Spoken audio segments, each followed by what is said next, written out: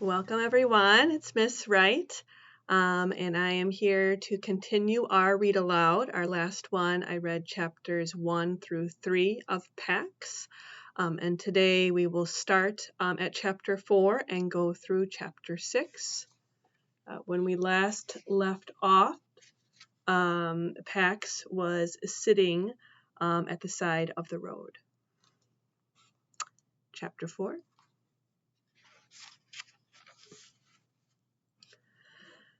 Not hunting for his grandfather's flashlight.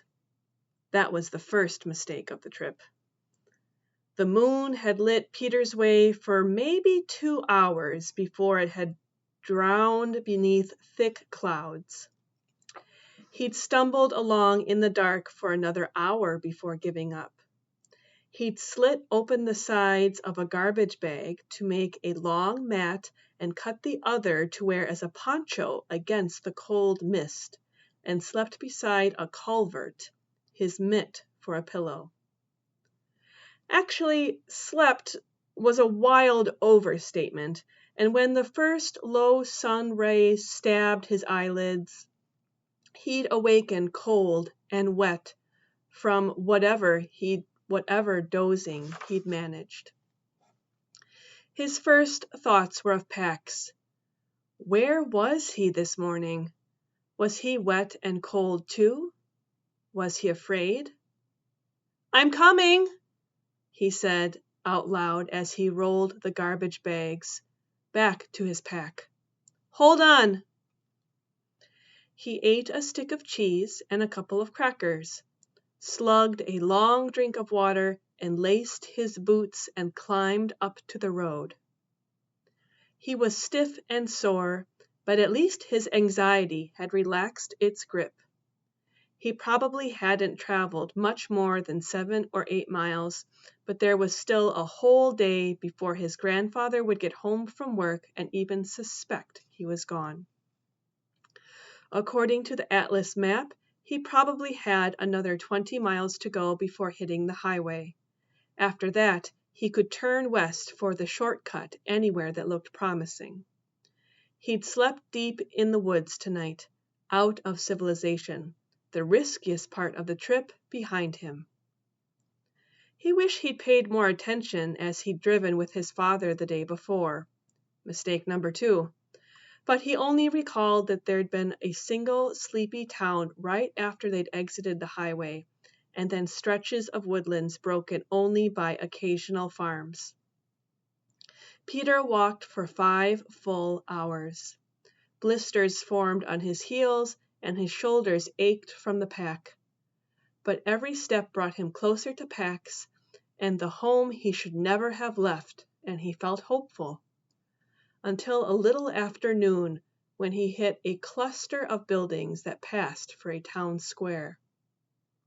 Immediately, it seemed every person he passed was eyeing him suspiciously, wondering why he wasn't in the school he'd noticed a while back.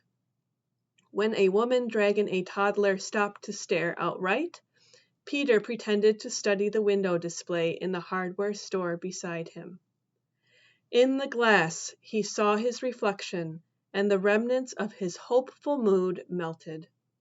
His hair was tangled with leaves, his sweatshirt streaked in mud, and his nose reddened with what promised to be a full-faced sunburn by the end of the day. The kid in the window looked like a runaway, one who hadn't prepared very well. He sensed the woman moving on, but before he could leave, a shadow loomed over his shoulder. "Need something, young man?" Peter looked up. A man in a blue jacket emblazoned with the store logo stood in the doorway smoking. His arms were crossed over a sagging belly, and his hair was a thinning gray, but something about the way he was peering down his nose reminded Peter of a hawk he'd once seen searching for prey from the top of a cedar. He pointed to the window. Peter looked at the display, seed packets and gardening tools. "Oh, no, I was just, do you sell flashlights?" The man cocked his head and eyed Peter while he took a drag on his cigarette, and again Peter was reminded of the hawk. Finally he nodded. Aisle 7. No school today? Lunch break. Gotta hurry back. The man stubbed out his cigarette and followed him inside, hovering nearby while Peter chose the cheapest flashlight on the rack, and a pack of AA even shadowed him as he checked out. Outside, Peter let out a breath he hadn't known he'd been holding. He wedged everything into his pack and headed back for the intersection. Hey, kid! Peter froze. The man had followed him outside. He yanked a thumb over his shoulder. School's that way. Peter waved and smiled, trying to act dopey, and changed direction. At the corner, he risked a glance over his shoulder. The man was still watching him. Peter took off, sudden trickles of sweat chilling the back of his neck. He didn't stop running until he reached the school entrance, then cut for the parking lot. All he wanted to do was hide for a couple of minutes, maybe crouch between a couple of pickups, and figure out an escape route. But beyond the parking lot and the utility buildings, he saw something a whole lot more appealing. A baseball diamond carved into the lime green spring grass, and tucked along the third base line, facing away from the school, an empty dugout. Peter stood at the top of the rise looking down at the site. He argued with himself for only a minute. He'd like to be moving, for sure, making time. But what if that guy had called the police? Hitting the road would be risky. Any time he rested, he could easily make it up at night, since he had a flashlight now. And he was suddenly tired, bone-dead tired. Mostly, though, it was the way the field looked so welcoming, as if it were inviting him in. Peter had always felt good on a baseball field. Maybe that was a sign. He didn't think he believed in signs. But after the coyotes last night, he wasn't sure he didn't. Peter adjusted his backpack and loped down the trail. In the dugout, the familiar sense of leather, sweat, and stale bubblegum wrapped around him like a hug. Peter hurried into his other set of clothes and rubbed a handful of clay-red dirt through his hair. When he left here, he sure wasn't going to look anything like the description the police might have. He filled his thermos from the water fountain, drank it down, and filled it again.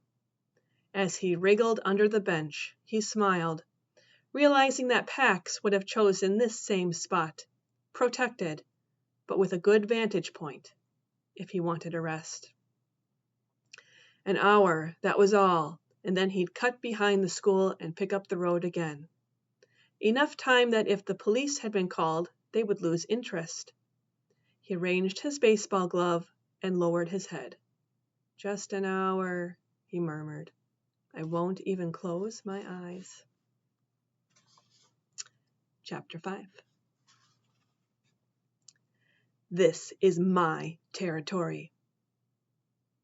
Pax was so startled that he nearly toppled from the oak trunk he'd been drowsing on.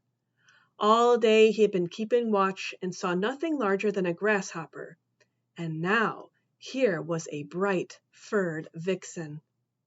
He had never seen another fox before, but he knew. Younger and smaller and a female, but fox. Instinct told him also that the way that she held her ears and tail erect meant that she expected his submission. I hunt here.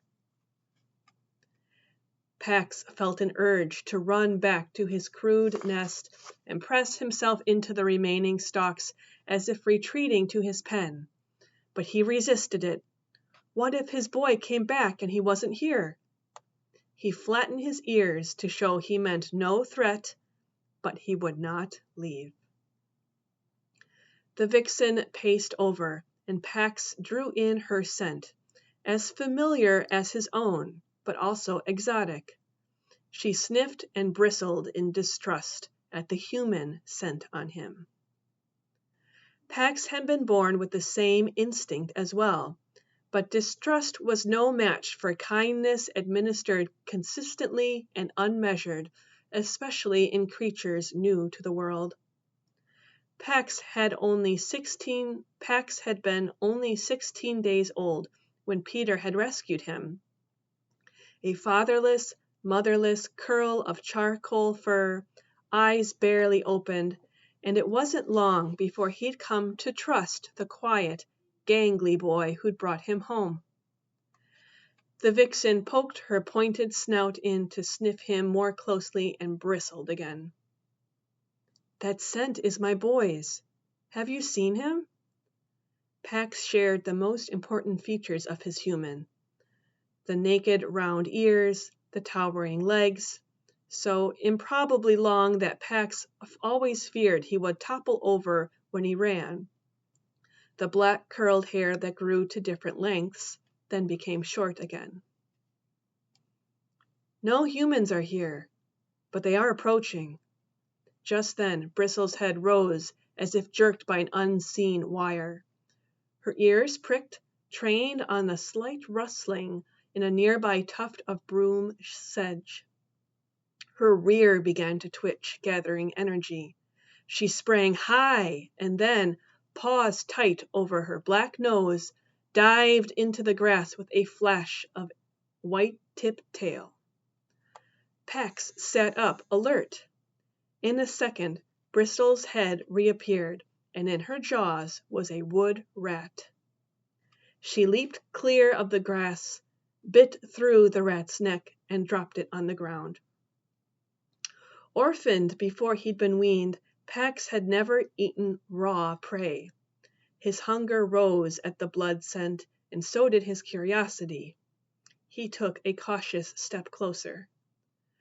Bristle growled, and Pax retreated to watch from a safe distance. He grew hungrier as she crunched bites. He thought of the brimming comfort of his kibble bowl, the pleasure of Peter's hand-fed treats, and the ultimate reward, peanut butter. He needed to find his boy. His boy would feed him. But before he could ask about the approaching humans, Bristle picked up what remained of the rat, a single hind leg with its long tail, and stalked off with it dangling from her jaw. Pax watched as she wove her way between the grass tufts, becoming only flashes of flame and white. Leaving. He was swept by the memory of his human's car roaring away in the stinging spray of gravel.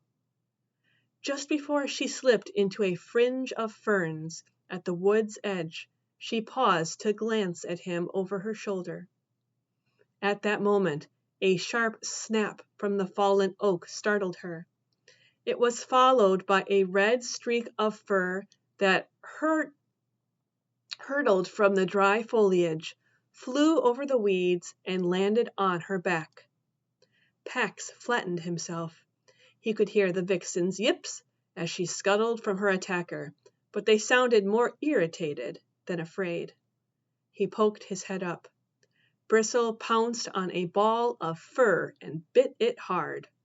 To Pax's surprise, a smaller, skinnier version of herself unfurled at her paws. Pax was stunned. Never had he suspected that foxes might soar like birds whose swooping arcs were not unlike any movement he himself could achieve. The little fox flipped to his back and gave his belly in submission, but this only seemed to make Bristle angrier, her chattering now punctuated by jabs and nips. Pax bounded over, overcome by curiosity. The skinny fox startled at the unfamiliar human scent and looked over Bristle's shoulder. His eyes widened when he spied Pax, and he scrambled to his paws. "Friendly," he announced to Pax. "Brother, but not littermate of the vixen. Play!" Bristle bared her teeth and snarled at her brother. "Dangerous. Stay away." Pax ignored Bristle's warning posture and met the greeting. Friendly! You flew! Bird? The little fox bounded back to the fallen oak, then sprang onto its trunk. One fork of the dead tree angled up. The small fox walked lightly along the length. He looked down to make sure Pax was watching. Pax dropped and tucked his paws under his chest, but it was hard to keep from leaping onto the tree to try it himself. He had climbed the walls of his pen, of course, but he'd never been higher than 6 feet. His brush twitched. The vixen stalked a few steps away and then dropped to the ground. She rolled onto her side to gaze directly up at her brother. Her love for him was obvious now. He was the runt. He's small, but he's tough. I don't want him with me when I hunt, but he follows me. She tossed her head and growled at Pax as though blaming him for her brother's play. The runty little fox stepped out along the branch, tail poised for balance, and then coiled himself and leapt out over the heads of the earthbound foxes. He landed in a clump of burdock beside the road and burst out covered in burrs. He tore around in mad circles as if soaring had filled him with an excess of joy that had to be spent through his legs, then flung himself onto the ground to roll out the rest. His sister pounced on him. Too close to the road! While she pulled the burrs from his coat, she scolded him for the recklessness of his flight. But Pax marveled at it. A good 5 full bounds he traveled without touching paws to the ground. He would try the feat himself one day. When Runt managed to get to his feet, he lowered his head and nuzzled his sister. She knocked him back to the ground, only to mock Ruff this time, and then sat on him, pinning him down. He struggled a little, but never really tried to upset her, and he only protested meekly when she began to groom him. Pax settled himself a respectful distance away. After a while, her brother now properly subdued and her irritation spent, Bristle retrieved the morsel of rat and dropped it in front of him. She lay down and began to lick her paws, and then to clean her face with them. Pax edged closer, so low that his belly brushed the ground.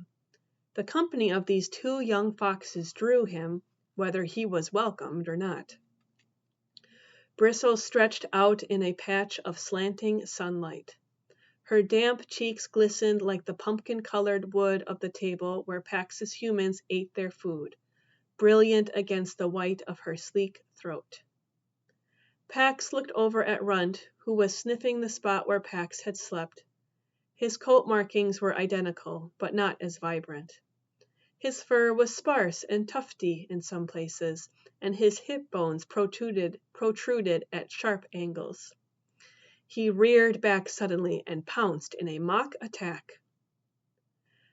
Pax watched as Runt tossed the toy soldier into the air and pinned it down, over and over. He had done the same thing as a kit. He trotted over and joined the game, and Runt welcomed him as though they had played together since birth. Bristle got to her feet. Bring it here.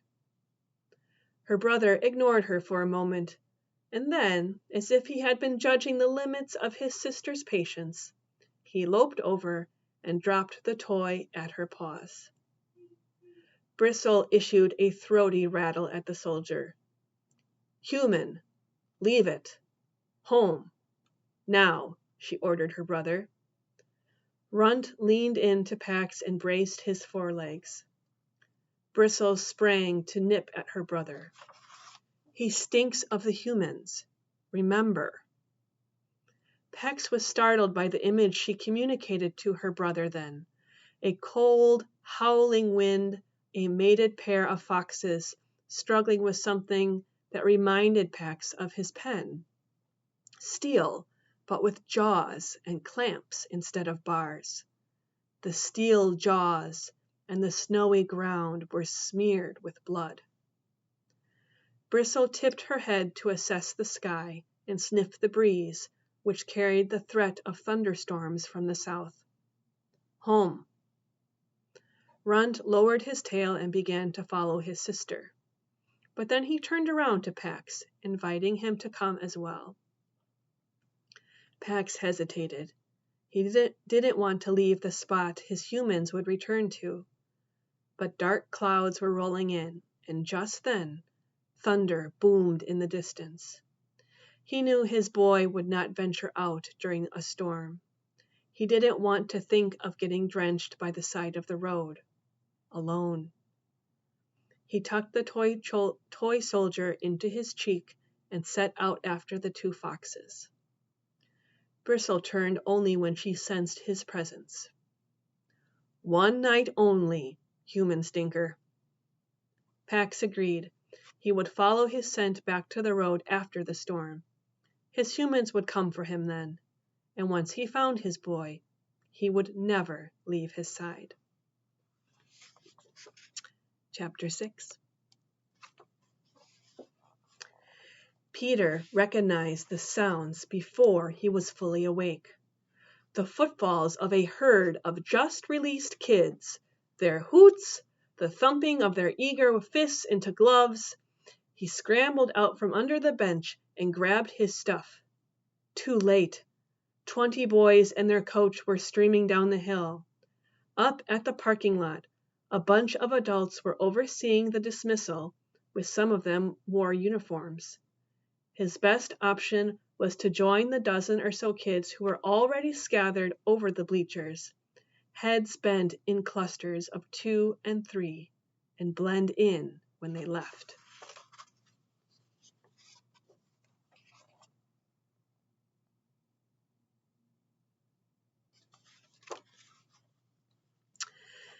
Peter climbed the bleachers to the top row and dropped his pack. A kid watching a baseball practice. Nothing could be more normal, yet his heart skipped. Below, the coaches started lobbing fungos into the field. The players were mostly the usual guys you would expect to see on a ball field, all muscle and stout and shout. Peter found the one he wanted to watch, a small kid with a straw-colored crew cut and a bleached-out red t-shirt playing shortstop. While the rest of the players scrambled around like puppies, this kid was a statue, hands poised, waist high, eyes glued to the coach's bat. The instant wood smacked cowhide. He sprang. Somehow he managed to reach every ball that came near his territory. Even though he was so short, he looked like someone's tag-along kid brother. Peter knew he himself wasn't the kind of kid you'd expect to find on a ball field either, and he was even less at home in the dugout when all the shoulder punching and trash talking. But a baseball field was the only place where he felt he was exactly where he was born to be. The feeling that brought Peter was something he had never been able to describe to anyone else, partly because it felt too private, but mostly because he didn't think he had the words to explain it. Holy came the closest, and calm was in the mix, but neither was exactly right. For a crazy minute, Peter sensed that the shortstop understood about that holy calm and was feeling it right now, too. The coach had taken the mound and was tossing puffballs. The batters were hitting sharp liners and grounders, and outfielders were finally paying attention, or at least facing the right direction. The shortstop was still the one to watch. He looked like he was stitched together with live wires, gaze ready to play. Peter recognized that kind of concentration. Sometimes his eyes would actually go dry because he forgot to blink. So focused was he on every move of every player, and knew it paid off. Like the kid in the red t-shirt below him, Peter owned his territory on a ball field.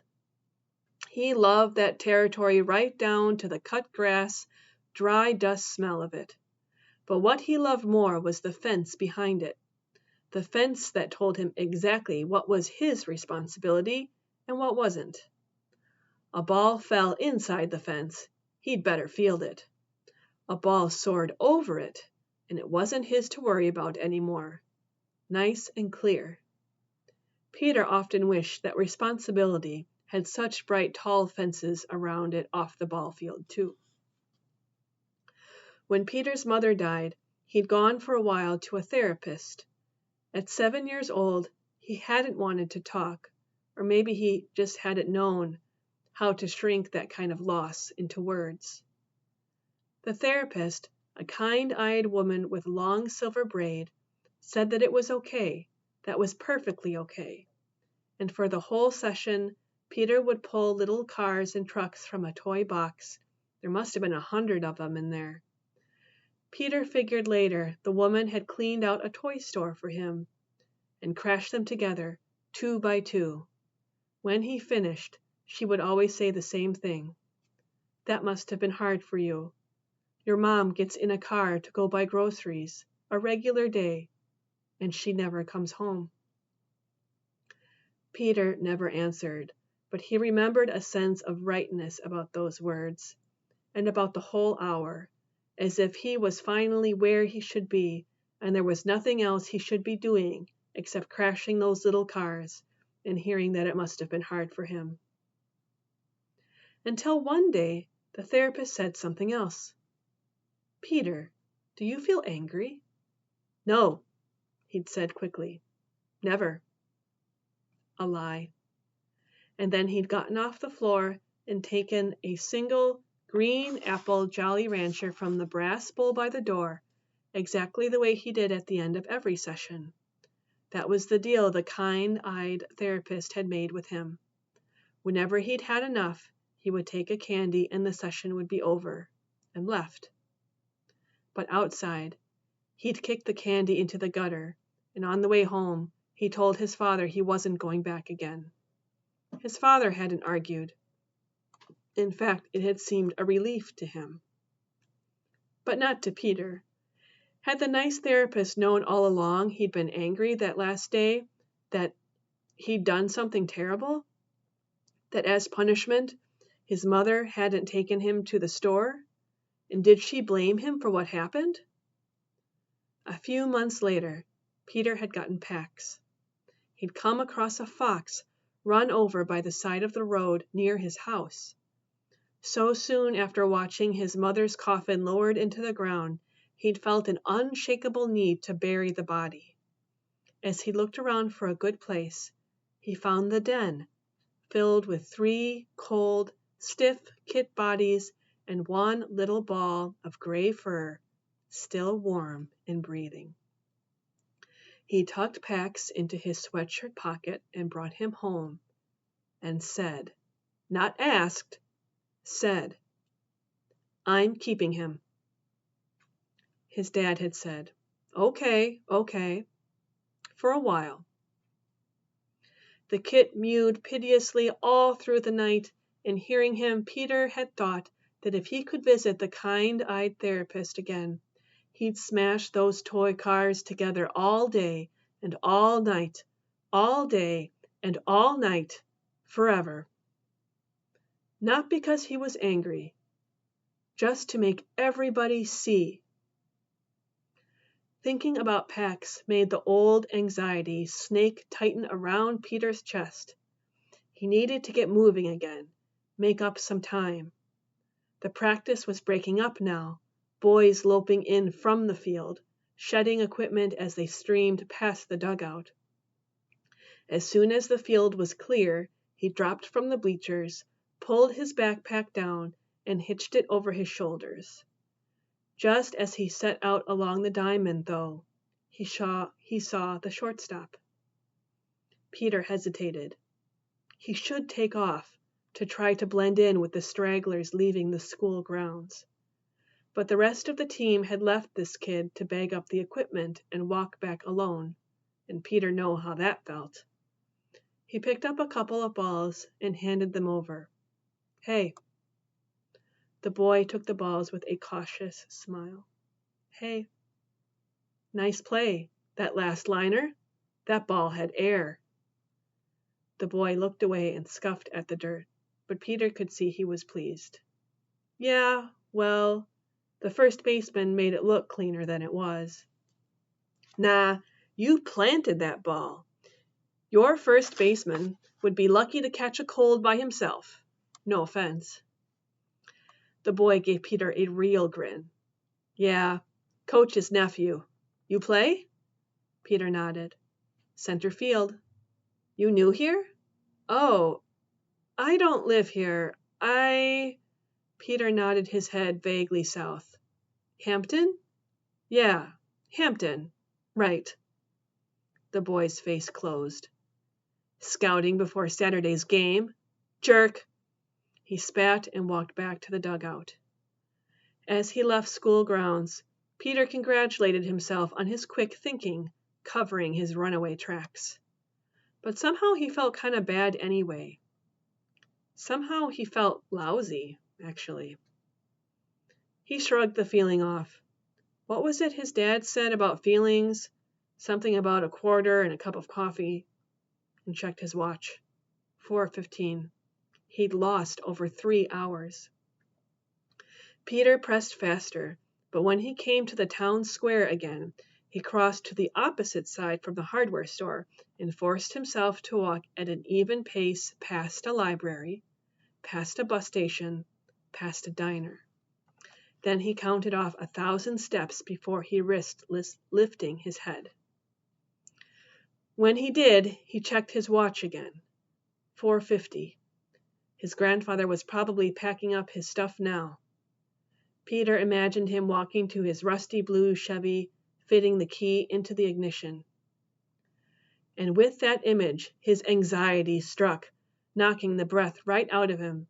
He scaled a low wooden fence and dropped into the scrubby brush.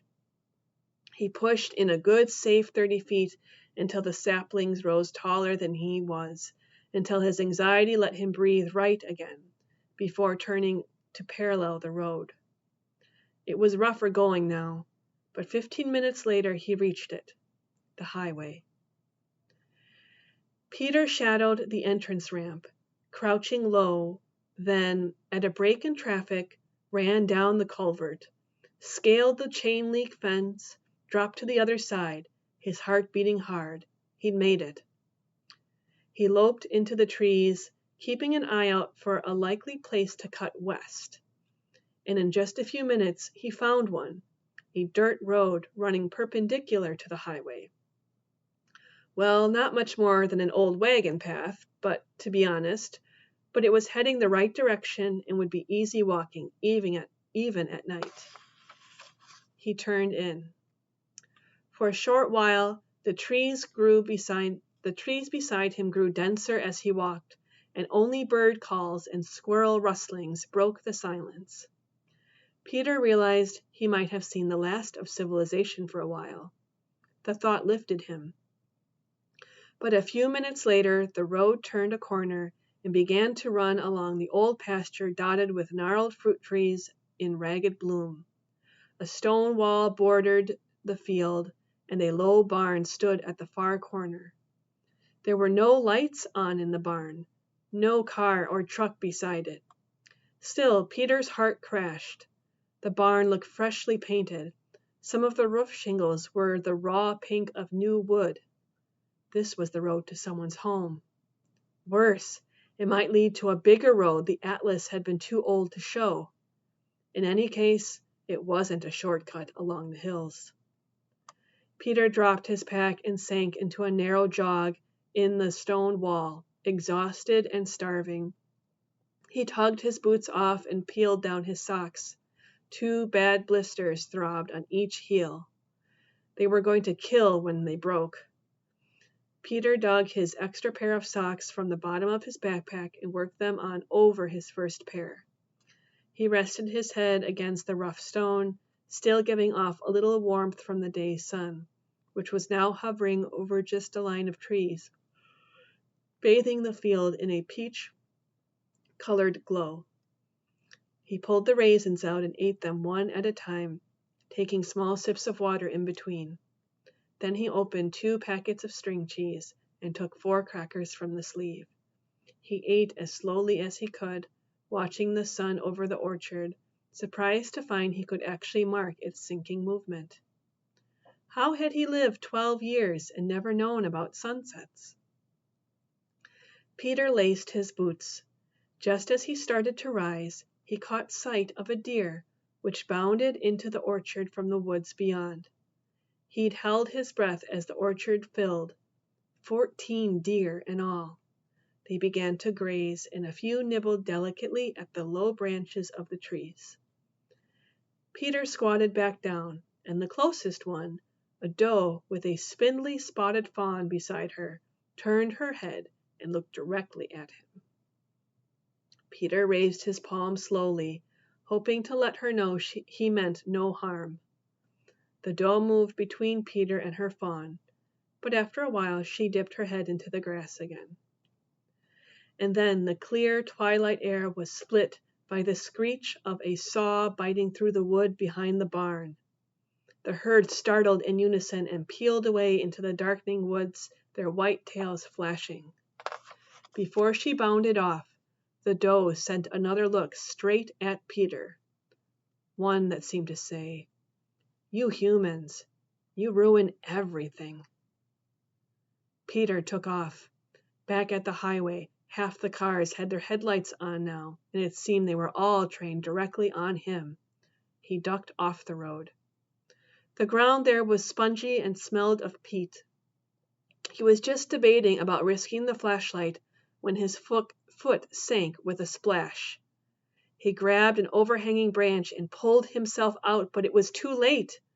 He could feel the cold swamp water seeping in his boots. Peter cursed. Not bringing more socks. Another mistake. It had better be the last of the trip. And then, clambering back to higher ground, he made another, much worse mistake. His right foot caught on a root and he fell. He heard the bone break, a soft, muffled snap. At the same time, he felt a strong stab. He sat panting with the stunning pain for a long moment. Finally, he pulled his foot free and unlaced his boot, wincing at each motion. He eased down the wet socks, and what he saw made him gasp. His foot was swelling so fast that he could actually see it. Peter rolled his socks back up, nearly crying out at the pain that it caused, and gritted his teeth to work his foot back into the boot before it could swell any more. He crawled to a tree and pulled himself up tight. He tested his weight on his foot and nearly collapsed again. The pain was far worse than anything he'd felt before. It made the broken thumb feel like a mosquito bite in comparison. He couldn't walk. That's the end of our read aloud. Hope to see you again.